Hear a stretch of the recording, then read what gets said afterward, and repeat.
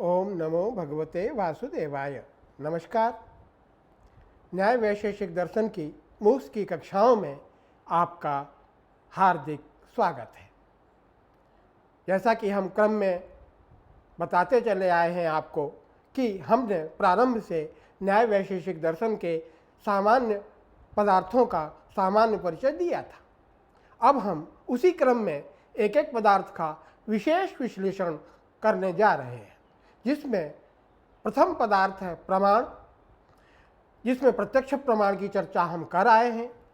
आगे हम अनुमान प्रमाण की चर्चा करेंगे।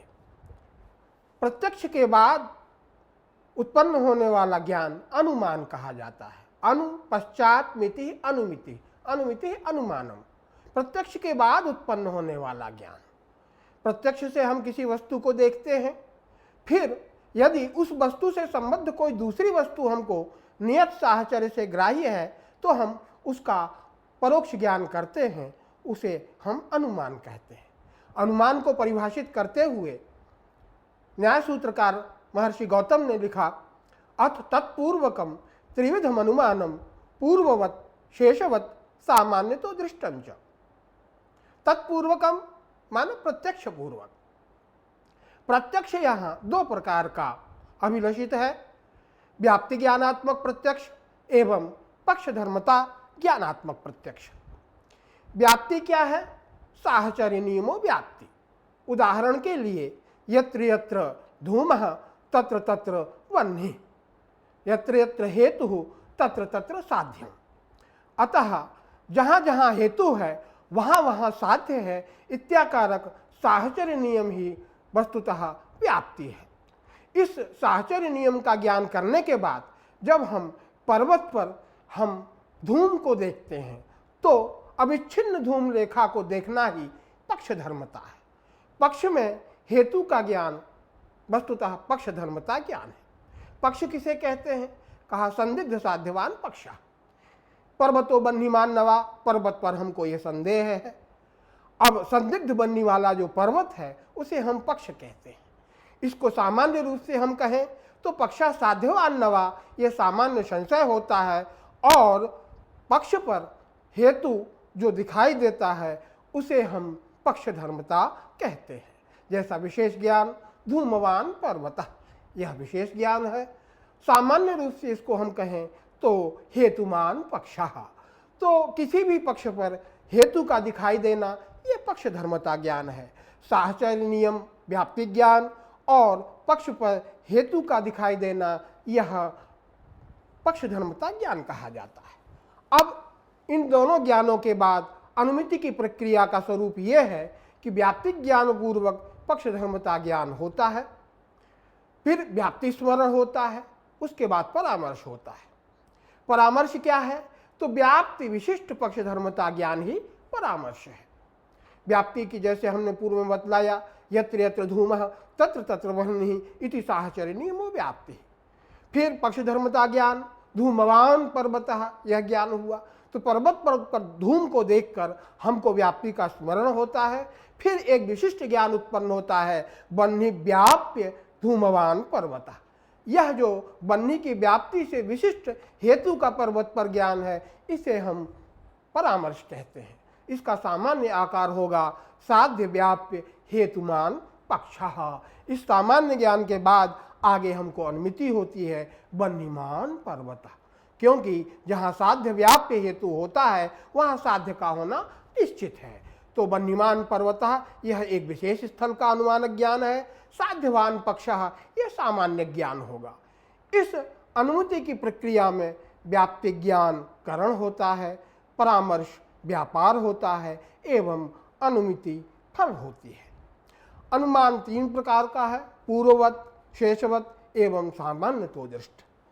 पूर्ववत अनुमान जहाँ कारण से कार्य की अनुमिति की जाए।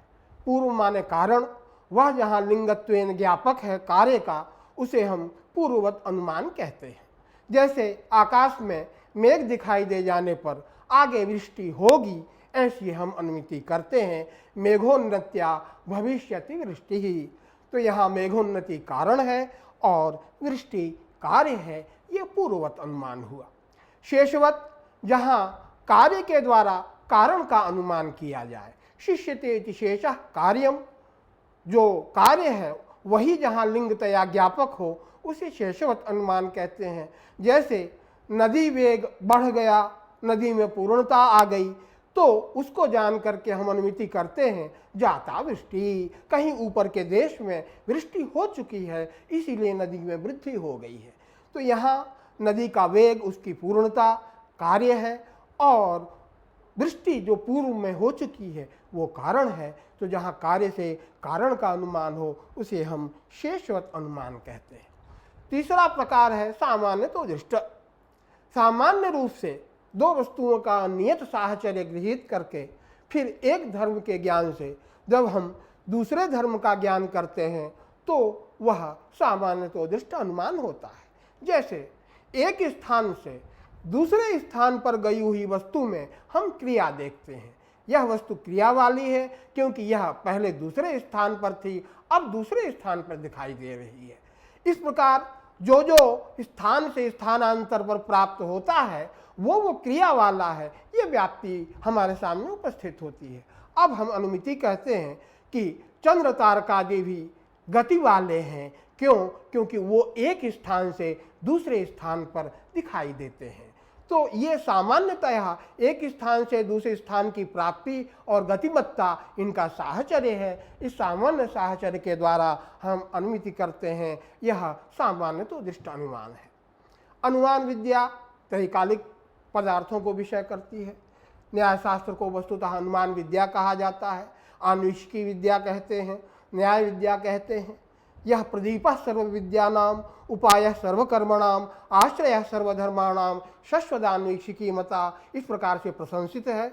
अन्वेषिकी शब्द का अर्थ करते हुए वात्स्यायन भाष्यकार ने कहा प्रत्यक्षागमाभ्याम ईक्षितस्य अन्वीक्षणम अन्वीक्षा अनुमानम तया प्रवर्तत इति अन्वेषिकी न्याय विद्या न्यायशास्त्रम। यह तर्कशास्त्र है, सभी प्रमाणों में अनुस्यूत है और समग्र प्रमेयों का ज्ञापक है, इसलिए न्याय विद्या को वस्तुतः अनुमान विद्या एवं प्रमाण विद्या कहा जाता है। इसके अनंतर उपमान प्रमाण है, उसका लक्षण है उपमितिकरणम उपमानम।